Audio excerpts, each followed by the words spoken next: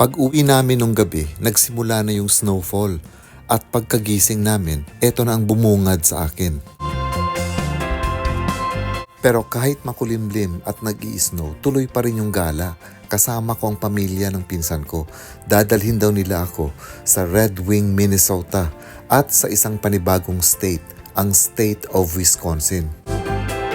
Actually, ang ganda nga ng timing ko dahil na-enjoy ko ang both worlds. Kahapon walang snow at ngayon naman yung beauty ng snow.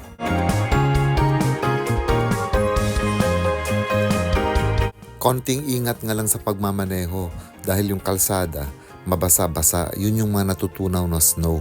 So pag ganito kasi, medyo madulas para sa gulong ng mga sasakyan. At eto nga narating na namin yung Red Wing, Minnesota. Purposely pupunta kami dito para tingnan yung outlet shop ng Red Wing Shoes. Ito kasi ang birthplace ng Red Wing Shoes noong 1905 nung mag-open sila ng shop dito.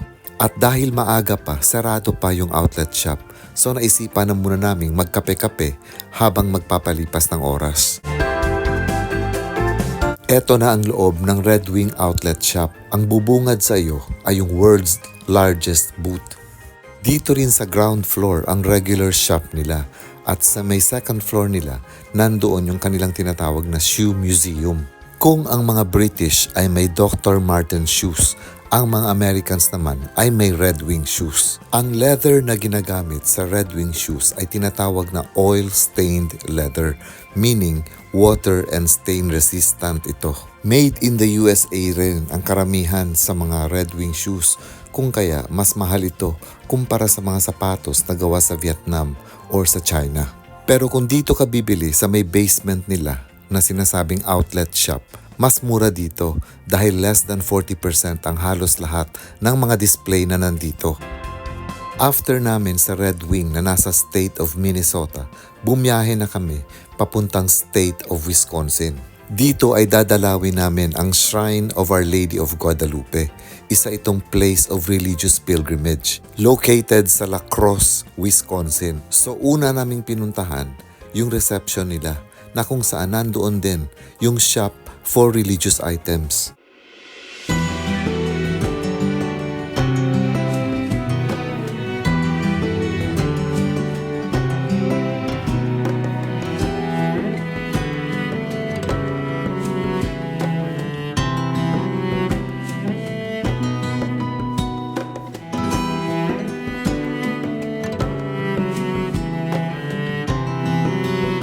Papunta sa shrine or dun sa church mismo of Our Lady of Guadalupe, pwede kang sumakay ng cart.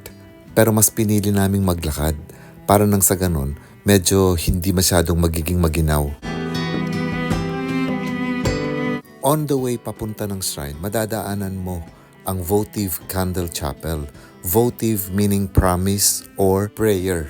Ang ganda sa loob ng chapel na ito, napaka-solemn at lalo pang nagpaganda yung mga glass-stained windows nito.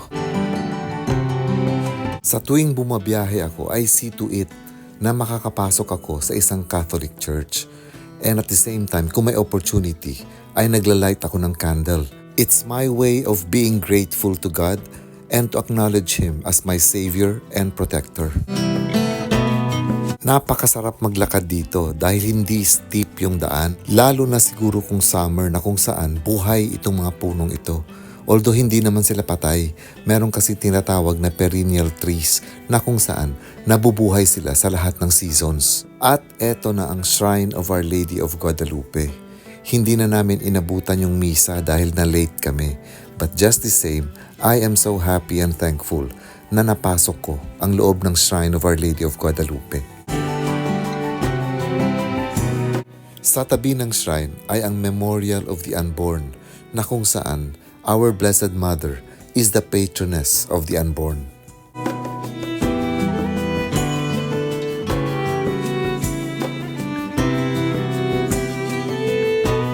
May mga inscription din sa wall ng names of the unborn, both new and old. Tingnan ninyo ito. Halos hindi na makita yung tanim sa kapal ng snow. Nagmukha na siyang parang icing ng isang cake. After ng shrine ay bumiyahe na kaming pabalik dahil medyo malayo-layo pa yung biyahe namin from the state of Wisconsin pabalik ng state of Minnesota. At syempre pa, ang kakambal ng gala ay gutom. So nagpasya na muna kaming kumain dito sa isang Chinese restaurant na ang pangalan ay Golden Walk. At bago kami tuluyang umuwi, inikot na muna nila ako para makita ko ang city of Minneapolis by night. Kinabukasan kasi ay babalik na ako ng Los Angeles. But I had so much fun dito sa 3 gabi ko sa Minnesota. Thanks to Rosette, to Dave, and to Deng for making my stay in Minnesota indeed a memorable one. Again, maraming salamat ulit sa inyong panunood. More videos to come pagdating ko ng LA.